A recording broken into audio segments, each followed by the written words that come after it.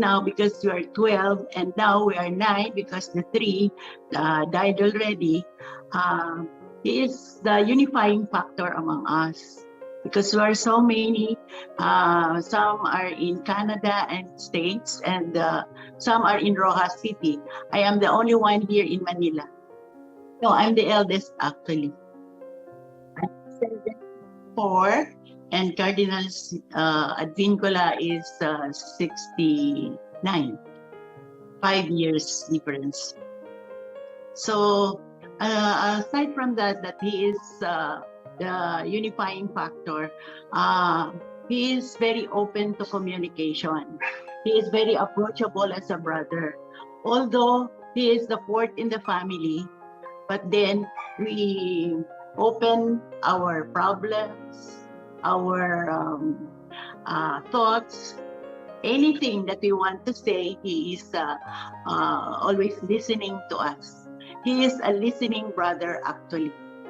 So we are at ease with him, very natural when we are together. As a happy family, we grow up together, and it is just a very small town. Dimalanta, Capiz, that's our town. But then we're very close with our neighbors, with our relatives, and with our friends. He is, I think what he is going to miss in the Archdiocese of Capiz is that, it's really different from what we have here in Manila. No? The province is, mountainous. So he goes to the mountain. That's his, I think, hobby during leisure. That is his leisure activity.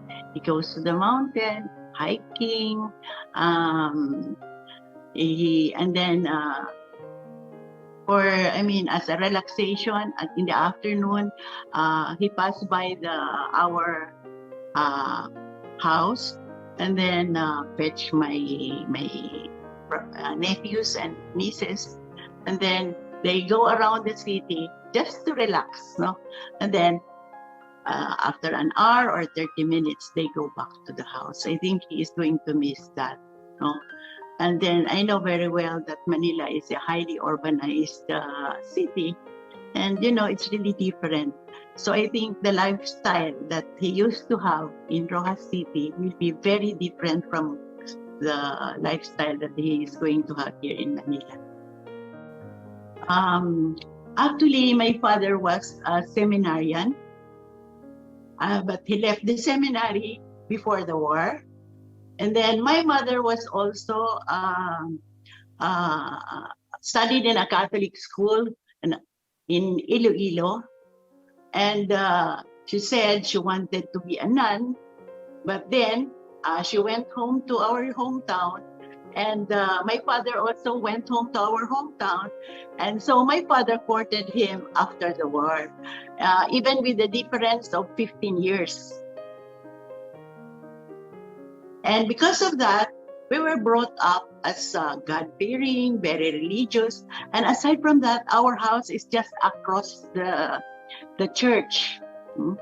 So in between our house and the church is a very big playground. So because of that, perhaps we can just go to the church anytime.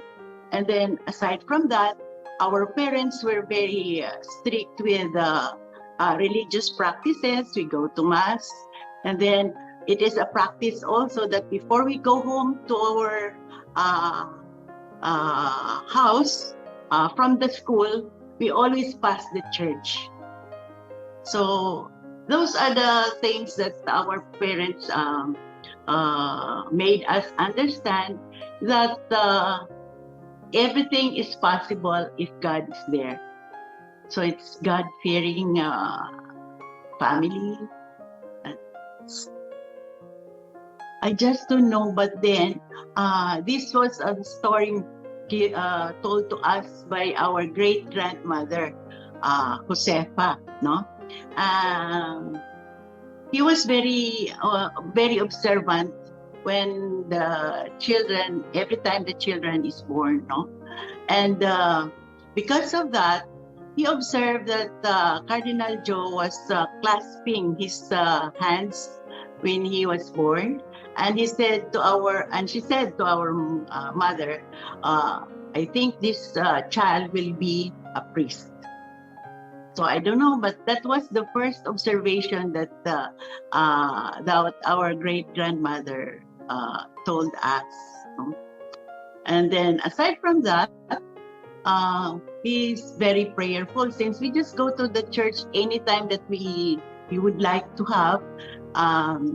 Our great grandmother will always have the novena, all practices in the church we attend. So those are the things until he was in grade 6. He was with us, but after grade 6 he went to the seminary. He joined his brother. He has an older brother who is also a priest.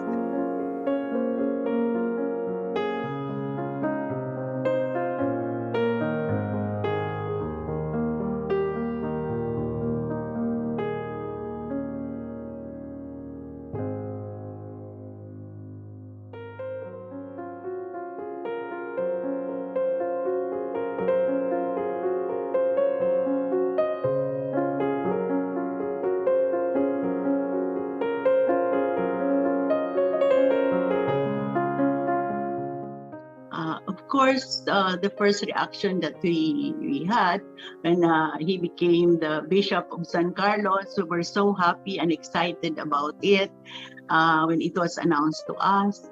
And then when he was transferred to Rojas City as Archbishop of Capiz, we were so excited because he is near to the family, he is near to the relatives and all those, no? And all the priests there, of course, we know them. And then now that he is appointed as the Archbishop of Manila, again, we are so excited. Whatever accomplishment they have, we are so happy about it and supportive about it. In fact, when our parents were still alive, they were telling us, once they're priests, we cannot interfere we cannot hinder whatever they wish or whatever practices they have in the church. So because of that, even if it is far from the family, far from our friends and relatives, again, we have to accept it because that's the vocation that they have, no? The calling that they have.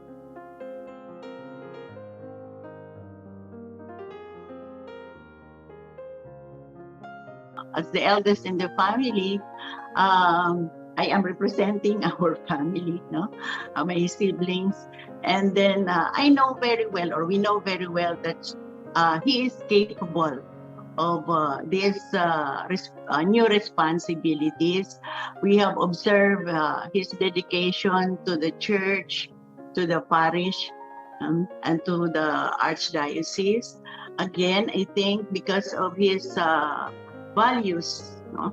Like listening to the public, listening to the people, and very, he's, I think, qualified, no? We believe that he has the proper education, the proper experiences. He will be able to do it. And because of that, what we can do as a family is just to support him.